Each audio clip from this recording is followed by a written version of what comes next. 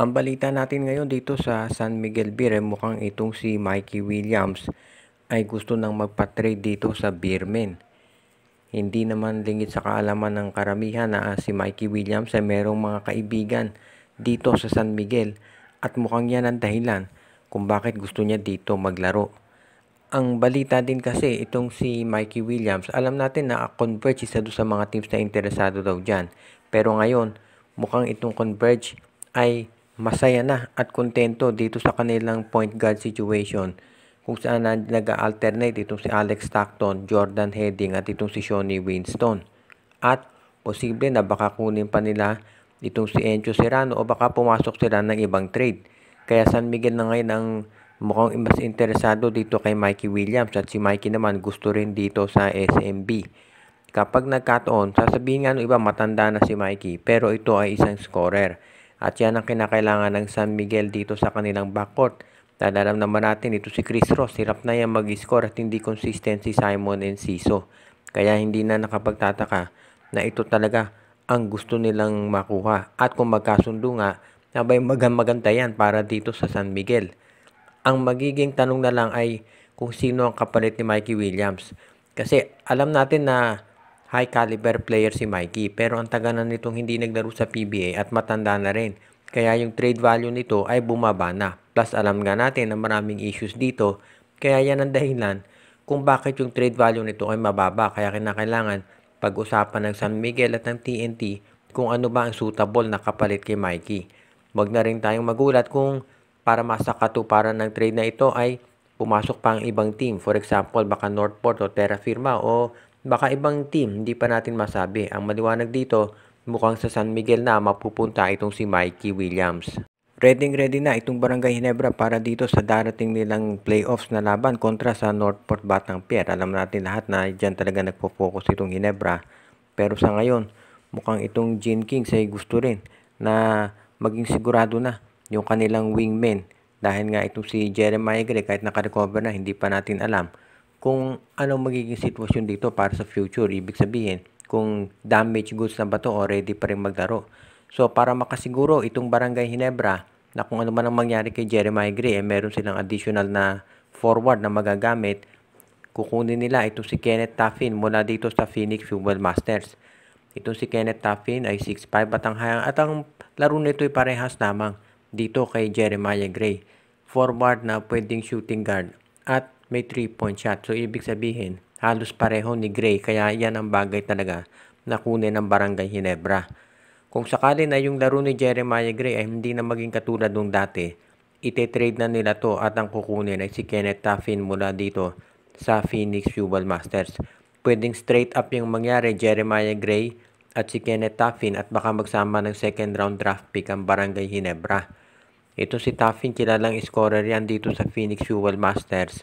At sigurado na ganyan din ang magiging papel nito dito sa Barangay Ginebra kapag natuloy ang trade.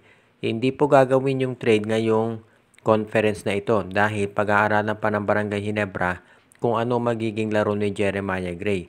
Kung sakasakali na maging okay pa naman ang performance ni Gray sa darating na Philippine Cup, hindi nila yan ite-trade.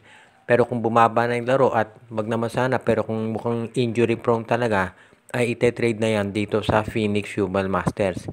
Kaya yan ngayon muna plano ng Ginebra. At syempre, wala munang trade ang Ginebra ngayong semifinals dahil nakafocus sila dito sa Batang Pier. Pero pagkatapos nito, dyan sila magsisimula. Itong Converge Fiber Xers ay sa ngayon ay open na makipag-trade. Depende kung ano magiging offer dahil tapos na ang kampanya nila dito sa Commissioner's Cup. Sinabi na nga of course ni Delta Pineda na hindi sila makikipag-trade hanggang naglalaro sila. Pero ngayong tapos na, ay pwede na sila. At ang tanong ay kung sino ang pwedeng kunin ng Converge. Sa ngayon, ang kinakailangan lang ng Converge ay yung mga backup player. Dahil yung starting 5 nila para dito sa Philippine Cup ay solid na. Si Justin Arana, Justin Baltasar, Alex Stockton, Shawnee Winston, at itong si Jordan Heading. So okay na yan bilang starting 5. Ngayon, ang kinahanap ng malang nitong Converge ay yung mga players na off the bench na makapagbibigay ng punto sa kanila. Marami namang mga available dyan sa mga teams na pwede nilang kunin. Pwede silang makipag-trade sa Phoenix para makuha itong si Richie Rivero. For example, pwede nilang gawing bench player. O kaya naman, Pwede nilang subukan kunin. Tignan natin kung papayag ito si Christian Stan Hardinger na ang balita interesado pa rin ng SMC na makuha siya.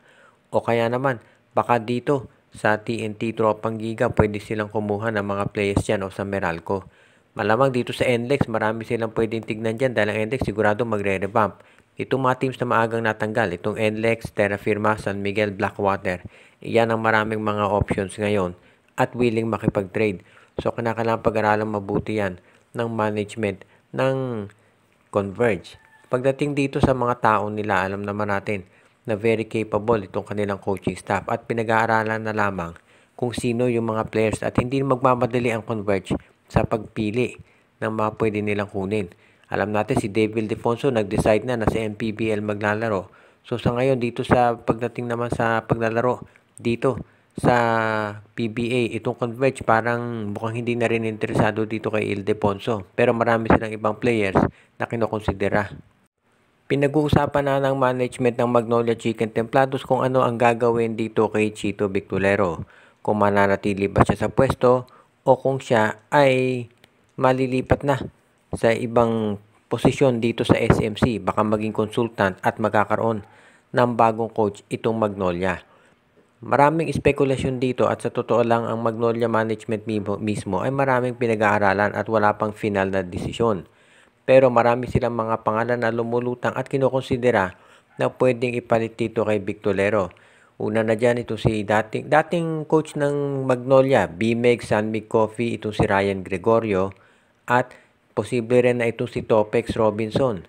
Posible rin na ang Magnolia ay kunin itong si Alvin Patrimonio, yung team manager nila at yan ang gawing coach nitong Magnolia o kaya naman si assistant coach Johnny Abarientos. Ang isa pang kinokonsidera ng Magnolia ay kumuha ng active consultant katulad nitong si Tab Baldwin para tumulong sa Magnolia. Nakita natin ang laki ng improvement nitong Meralco nung kunuha nila ito si Nenad Vucinic. Kaya isa yan doon sa mga possibilities pagdating dito sa pag-adjust ng coaching ng Magnolia. Meron ding iba sinasabi na baka si Jana Del Cardel, yung dating coach ng Terra Firma, o si San Miguel consultant George Gallant ang ilagay na coach ng Hotshots. Pero sa ngayon, ito'y pinag-aaralan pa lahat ng Magnolia.